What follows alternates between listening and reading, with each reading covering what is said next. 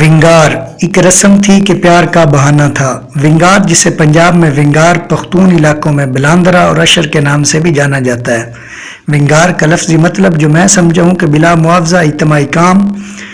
جب جدید زرعی آلات نہیں تھے، کھیتی باڑی کے کام مینولی ہوتے تھے۔ ہمارے علاقہ میں اونٹوں کے ذریعے ہل چلائے جاتے، نالی پھیرنا، کھیت کو ہموار کرنا، تال وغیرہ۔ گندم اور چنے کی بوائی، کٹائی اور گہائی کا مرحلہ ہوتا تو پیڑ پکائے جاتے، کباڑ، جڑی بوٹیاں، بھوکل وغیرہ تلف کی جاتی۔ یہ سارے کام چونکہ مشقت طلب تھے اور زیادہ انفرادی قوت کی ضرورت ہوتی تو سب کاشتکار مل کر باری باری ایک دوسرے کے کام کرتے تھے۔ اس کے علاوہ جب کچے مکانات کی چھتوں کی مرمت کی جاتی، مٹی اور گارا چڑھایا جاتا یا نئی چھت ڈالنے کا بھاری کام ہوتا تو اس موقع پر بھی ونگار برپا کیا جاتا تھا۔ یہ سارے کام سب لوگ خوشی، جوش و ولولے سے انجام دیتے تھے۔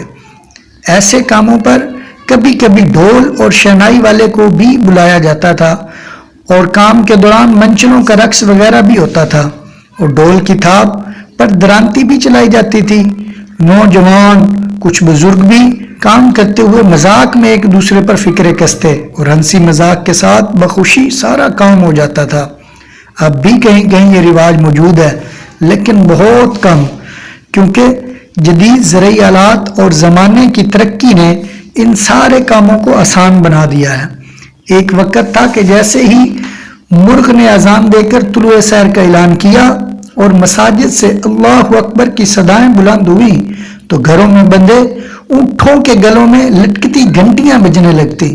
ہر گھر سے جفاکش محنتی کاشتکار اپنے اونٹ لے کر گاؤں محلہ کے چوک میں جمع ہو جاتے، پھر ایک سیدھی لائن میں کھیتوں کی جانب رواں دواں۔ ایک کاشتکار کی کھیت میں پہنچ کر سب مل کر ہل جوت لیتے۔ یہ سلسلہ ونگار کہلاتا تھا۔ ونگار کے یہ مناظر ہمیں آج سے 2-3 دہائی قبل تھل کے سب دیہاتوں میں عام طور پر نظر آتے تھے، جہاں کبھی کام اور دکھ درد سانجھے ہوتے تھے۔ کھیتوں کی تیاری، گندم اور چنے کی کٹائی، گہائی، شادی بیاہ کی تقریبات، علاقہ کے فلاحی کام جیسے کنویں کی صفائی وغیرہ سب مل جل کر ونگار جیسی رسموں سے نپٹائے جاتے تھے۔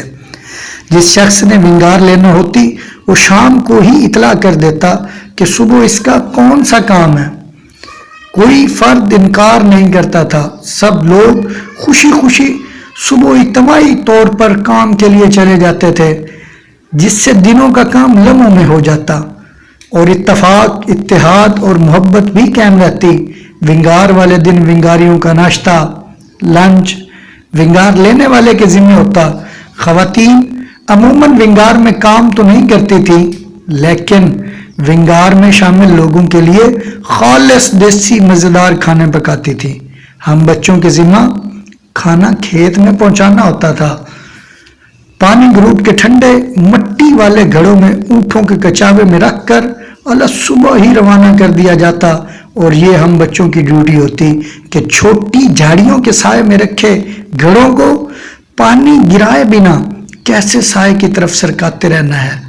اتنا ٹھنڈا اور مزیدار پانی کہ برف اور واٹر فلٹر کی ضرورت بھی نہیں ہوتی تھی۔ ہمارے فرائض منصبی میں ایندھن اکٹھا کر کے حقہ بھرنا بھی شامل تھا۔ کھانا ہمیشہ روایتی اور دیسی ہوتا تھا، جس میں تندوری گداز روٹی، چاٹی کی لسی، مکھن کے ساتھ گڑ یا شکر لازمی شامل ہوتے۔ کچھ لوگوں کو ونگار میں چٹنی اضافی آئٹم ملتا تھا۔ دوپہر کو اکثر لوگ مسی روٹیاں، چنے کی روٹی پکاتے۔ اس روٹی کے آٹے میں پیاز، آلو اور دیگر لوازمات شامل کیے جاتے، جس سے ونگار والے کام کے ساتھ ساتھ لذیذ مزیدار کھانے سے بھی لطف اندوز ہوتے تھے۔ یہ وہ دور تھا جب دلوں میں خلوص، لہجوں میں اپنائیت اور رشتوں میں محبت باقی تھی، جب بڑوں میں شفقت، چھوٹوں میں ادب کی خوبصورت عادت تھی۔ جدید گلوبلائزیشن کی اہمیت و افادیت اپنی جگہ، ان کے فوائد سے انکار ممکن نہیں، لیکن ہم اپنائیت سے دور ہوتے جا رہے ہیں۔